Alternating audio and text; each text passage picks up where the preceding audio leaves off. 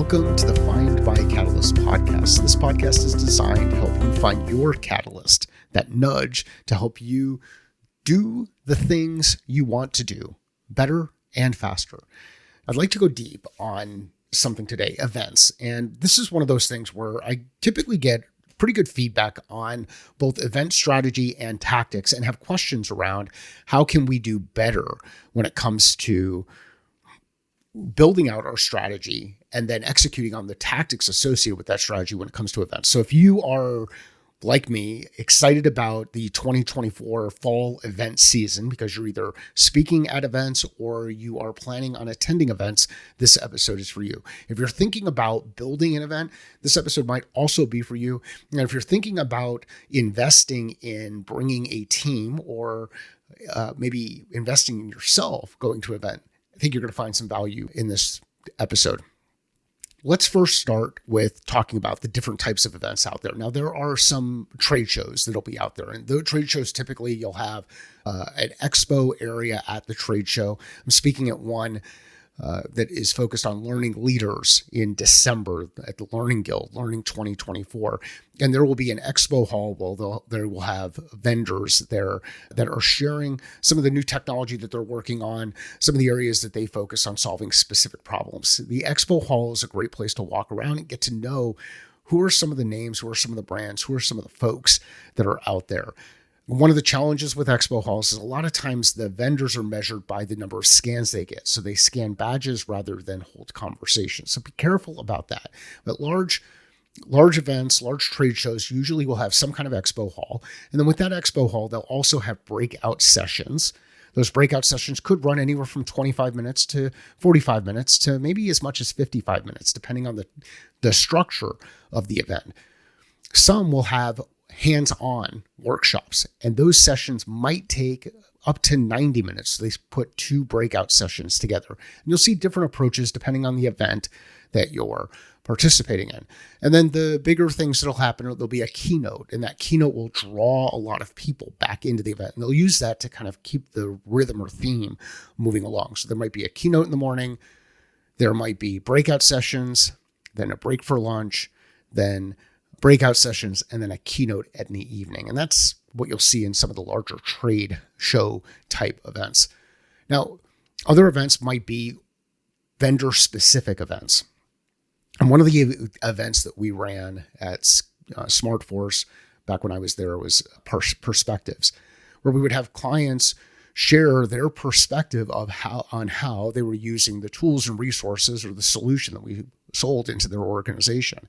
And one of my goals as a rep, as an account executive, was to have my clients speak, have them highlighted at an event like Perspectives. And one of the cool things about vendor-specific events is you will be working around a group of people who are also using the same kind of tool, the same platform, the same solution. So you start to work with a group of peers. They've self-selected, they move into that area, and you can get some in the field perspective around how and when or why you might want to use a given product. Now, something to bear in mind is the people who are at these events typically are big fans of the specific vendor that they're supporting.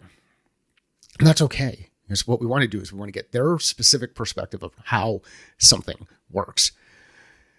Another type of event, and these are the types of events that I really appreciate and I kind of gravitate toward. These are smaller events, smaller events where you might have 50 people, maybe even 10 people, 10 to 50 people, someplace in there.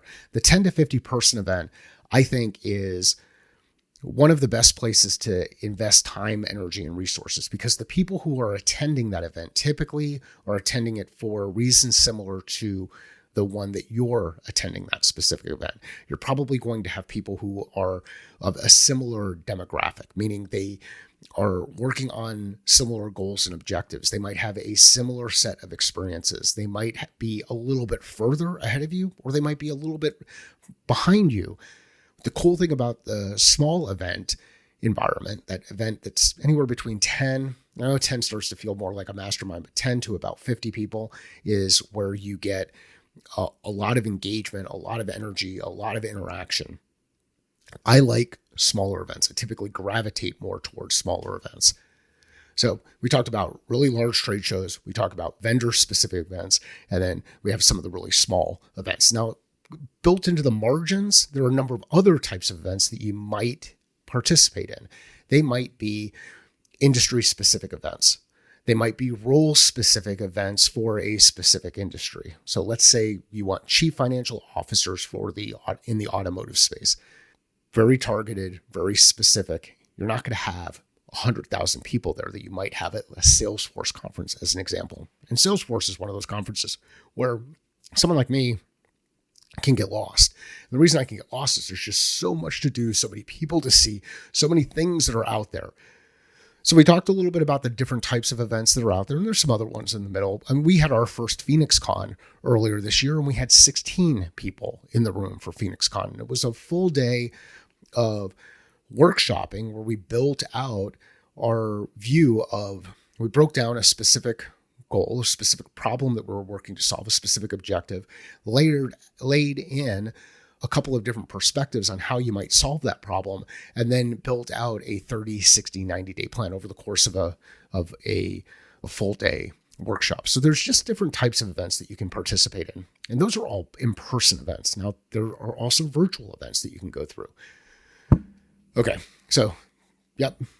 Some people might have gotten something new out of that, but that's an overview of the different types of events that are out there. Really big events focused on trade, vendor-specific events that can be large, like a Salesforce, then niche or smaller or industry-specific events that might have fewer attendees that are there. So let's talk about building out our event strategy. And I've got a couple of different events that I'm going to in September, October, and December. And in September, one of the ones that I'm really excited about is Totality, which is Dale Dupree's event within the Sales Rebellion. And I've got the Totality site up here. For anybody who wants to watch the video version of it, I'm going to show you some specific things that I'll do with event sites to help me prepare for a specific event that I'm attending. So in September, I'm going to be on a panel at Dale's event, which is in Knoxville. It's the 26th through the 28th of September. There's still tickets that are available. You'll see the website if you're watching the video version of this. This is one of those events that's focused on a specific group of people. You have people who are in revenue-related roles. And what's really cool about the revenue-related roles, one of the people that's on the panel that I'm going to be on is actually in procurement. So they'll be able to share their perspective around how sales is changing. And that's the focus of the panel. Anyhow, we've got the first thing I want to do whenever I'm getting ready to go to an event or I'm going to be participating in an event is I want to go to the event website. And the reason I want to take a look at the event website, it's important for me to understand what the theme is. What are people going to be talking about? What are some of the areas that are going to be covered at the event? Who's going to be speaking? If I know what the theme is, I know what the specific topics are that are going to be discussed, and I know who is going to be speaking, then I get a sense for how much value am I going to take out of participating in that event. Because participating in an event is an investment. You're investing time away from family, time away from other work that you're doing. You're investing money that you can put in other areas. Participating in events is an investment. So make sure you go through the process of taking a look at their website and figure out, hey, is this thing even the right fit for you? Are they using language that makes sense to you? Are they using are the topics that are going to be covered interesting to you? And when you scroll down, you can start to see, specifically on Dale's site, who are some of the people that are going to be speaking. Now, there are a couple of people who are speaking at this event that I have known or I've heard or met in person. Kevin Dorsey is one of those people. KD is one of the people that I've had a couple of Zoom calls with, but I've never met him yet in person. I look forward to meeting him at the event. Dewan, on the other hand, is someone I know personally and have met in person and can't wait to see him at the event. Leslie, I had a chance to play golf with a couple of years ago. And there are a number of other folks in here, like a James Buckley, that I'll see for the first time in person. And there's me in here. I also see Christina Brady. Christina, who I met at one of the learning conferences that I was speaking at last year. So take a look at the website. Are there enough people in there at the event who are going to be speaking that would justify the investment of time, energy, and attention? This is one of those where there are. The next thing I want to know are, what are these people speaking about? When is their session? Will I be able to attend it? Do they conflict with each other? I want to know what the agenda is so that I have a game plan when I'm going into the event that is very clear for me around this. Think about it as like some people don't like the term, but like a hunting list, a checkoff list of people I want to shake hands with when I'm at this specific event. And I typically like to go into an event with a list of no fewer than 10 and up to 30 people that I want to speak with directly, shake hands with, meet in person. Now, I know that there are going to be multiple other people at an event that folks are going to, that want to hang out and talk with the same people that I'm talking to. And I know that everybody has a specific objective. They've got an agenda. They're looking to accomplish something. So I don't want to be a burden on the people that I'm meeting. It truly is enough to go up, shake hands, say hello, and now I've got context for a follow-up that I can do post-event. It was great seeing you. I know things were busy. It was an awesome week. Here are a couple of things that I took away from the conference. Here's what I heard from the session that you were leading. Can we schedule some time to speak when things start to settle down? Can we schedule some time to speak at a later date? If you do that, at a minimum, you're going to walk away with 10 to 30 people, if you hit your marks, 10 to 30 people that you can have a follow-up engagement with in context as part of your post-event strategy. One of the challenges that larger companies make, and even some smaller companies with their post-event strategy, is they go out there and they scan all of those badges that are in the expo hall, and then they send a message out to somebody and they say, hey, it was great to meet you. And 9 times out of 10, I would challenge you to recall the specific time you met them. I think what ended up happening is you got scanned and now you're in their database. So now they're starting to spam you. So scan and spam, unfortunately, is a poor tactic that exists when it comes to event strategy. I would recommend that you're much more targeted in your approach. Identify the specific people you want to meet and then find a time or place for you to go up to them and say hello. And a couple of those places are after they speak. So go to their session, go up and shake hands, watch for them in the margins in the hallway after their sessions, go up and thank them for the work that they did and create that opportunity to engage. One of the things I'm working on doing better this year as we move into the fall part of the events timeline is to take more selfies with people when I meet them in person. So one of my goals for Totality is to get a selfie with a couple of the people that I had mentioned, including KD, Dewan, Leslie, Dale, James, and a couple of other folks as we go through it. So then I've got that context that's there. All right. So those are speakers. Another one that you can look at are vendors. So who are the sponsors? And if we scroll all the way down to the bottom of the screen here on Totality, we've got a couple of different sponsors in here. This is Christina's company, Luster. We've got a couple of different sponsors that are out here. I know Jack Wilson and Ryan are involved here with Pitchfire. A couple of sponsors that names of companies that I want to go talk with people at the event about what they're doing, where they're doing, and how they're doing it. So what I'm going to do prior to going to Dale's Totality is identify the people that I expect are going to be at the event, either because they're promoting it on LinkedIn or because they're in a role, or I might even ask the organizer to find out who from each of these companies is going to be there. The reason I want to know who from each of those companies is going to be there is because I could do a little bit of research on the front end. I can go out to LinkedIn. I can make sure that I'm following them. I can engage in some of their content. I can find out what they're saying on Twitter and some of the other social media resources that are out there. So step 2, after understanding who the speakers are and then having a list of people that I want to go out and say hello to, again with context and create context.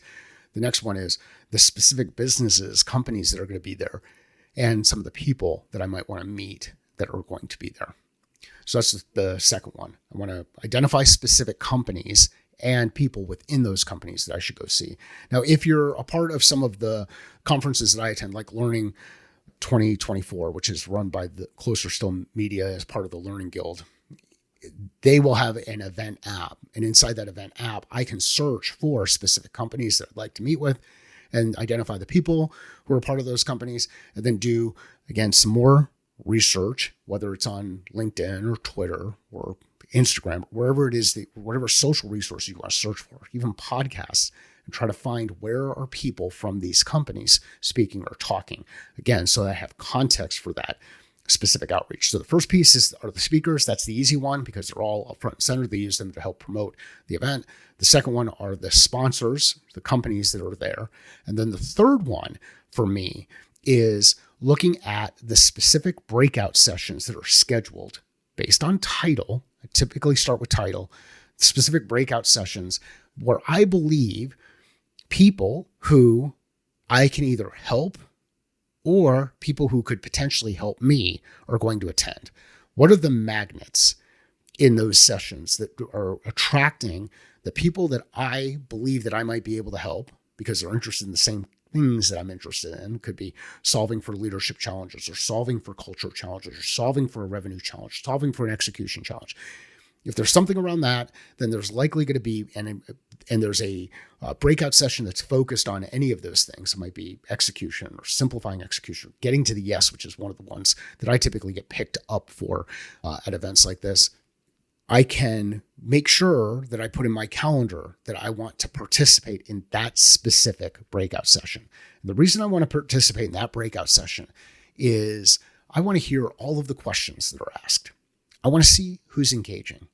I want to see who's taking notes, who's asking questions, who's going up and talking to the speaker at the end. And when I pay attention to each of those things, and this is going to sound a little stalkerish, but it's not. I mean, it's context. Like they're engaged in that activity because they are interested in the thing that they're looking to solve for.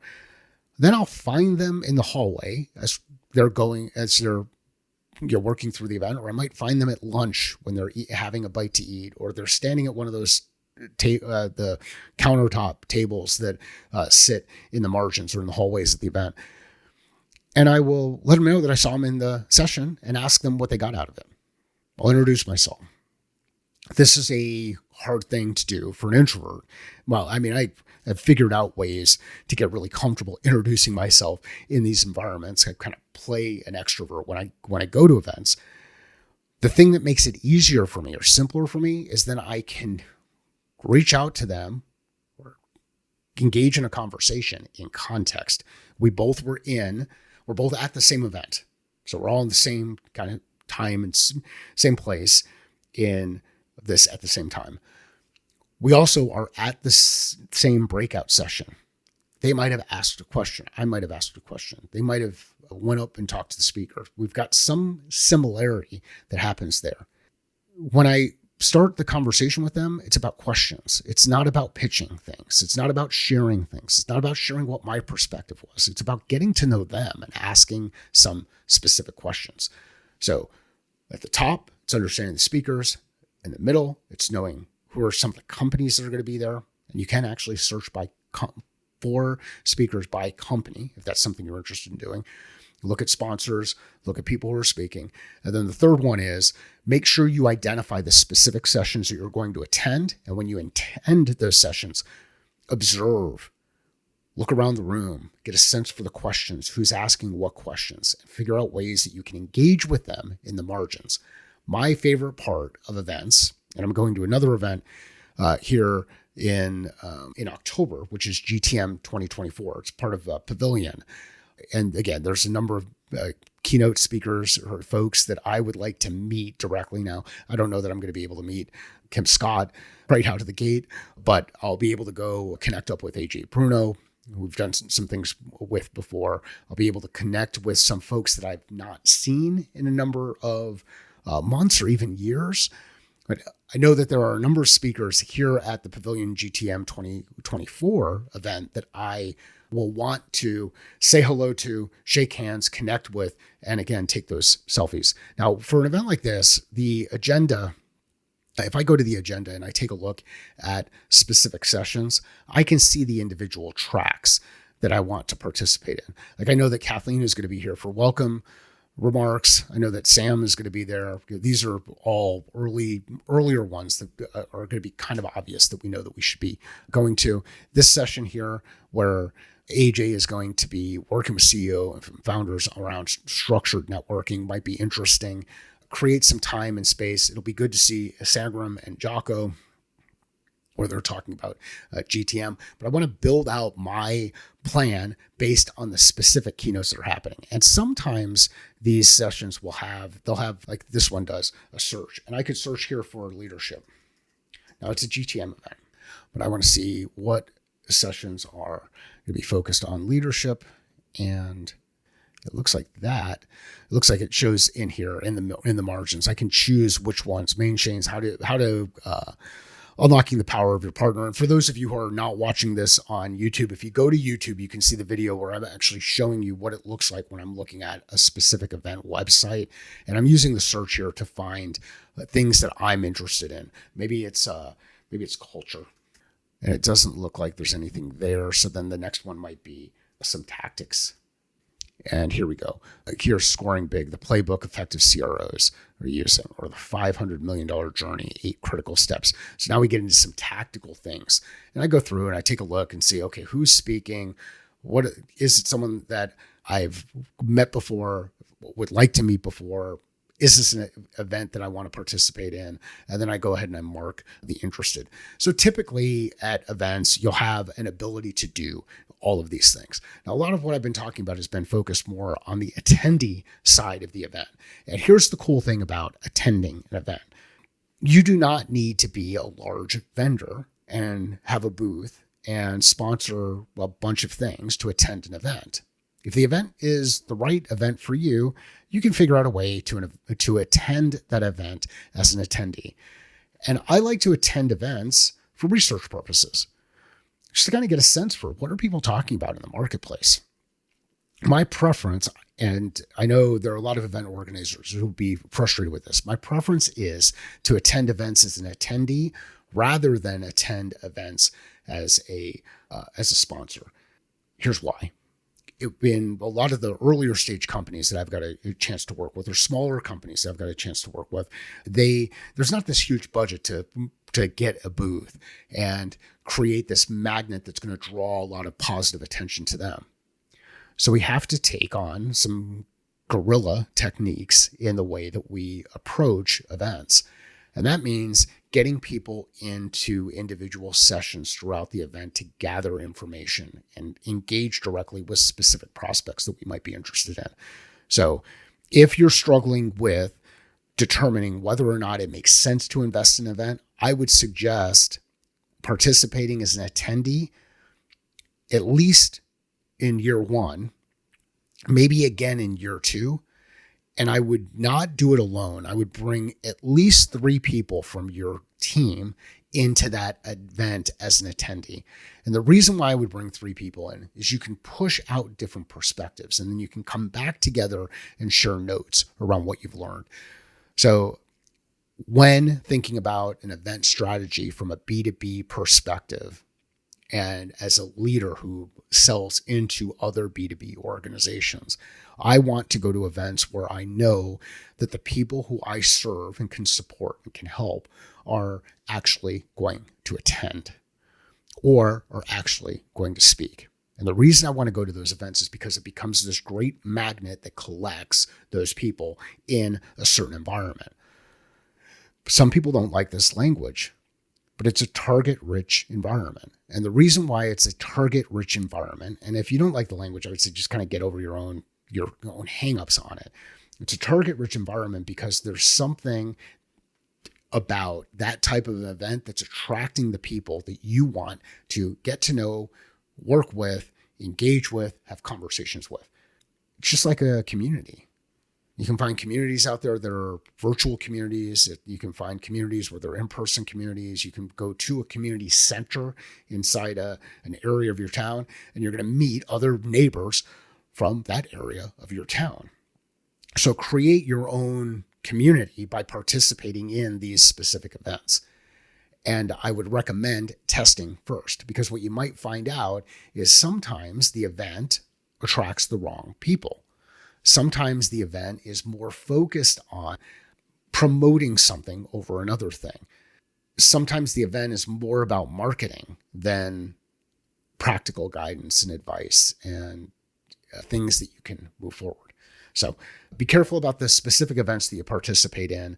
When it comes to an event strategy, especially as a sales leader, revenue leader, whether it's on the sales side, the marketing side, so demand, acquisition, or even retention expansion, that success, that growth inside the business, I would recommend attending events, investing in events. Have a clear set of objectives that you want to achieve as part of that event, which includes the people you want to meet, the questions you want to answer, the questions you want to ask and get answers to, and the things that you may want to test for.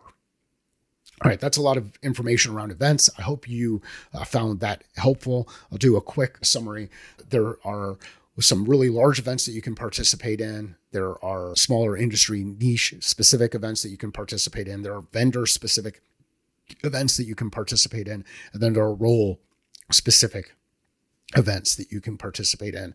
Test each of those events. You'll start to figure out where you can find, which ones vibe with you, which ones are helpful.